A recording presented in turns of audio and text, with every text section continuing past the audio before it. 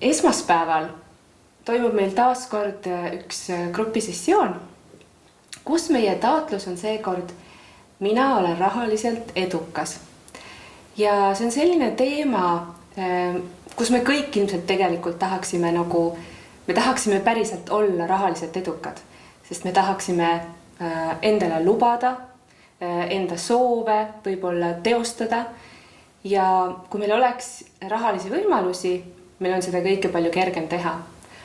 Aga meie alateadlikud mustrid tihti saboteerivad meid, et sinna jõuda.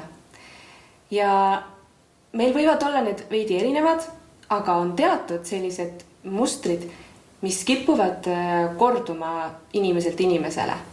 Üks väga levinud on ma ei ole väärt. Ja see ei ole mitte ainult see, et ma ei ole küllust väärt, vaid et ma ei ole piisavalt väärtuslik. Kas mul ei ole piisavalt oskuseid või mul ei ole piisavalt teadmisi.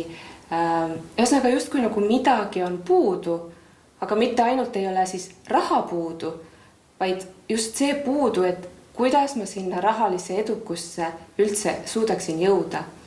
Et kas mul on piisavalt inspiratsiooni, motivatsiooni, isegi energiat, kas ma oskan selle loomise ja inspiratsiooni nüüd ka reaalsusesse viia, et see nagu materialiseerub, et energia päriselt materialiseerub.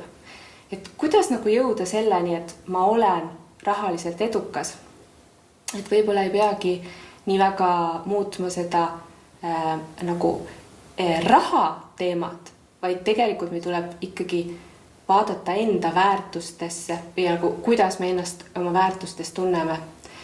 Ja veel üks väga levinud asi on nagu sotsiaalne kindlustatus, et meil on raske muuta oma raha nii-öelda levelit, sest et meil on alateadlik hirm, et me võime siis osadest inimestest eemalduda, sest kui me saame rikkaks, siis võib juhtuda, et mõned inimesed langevad meie elust ära.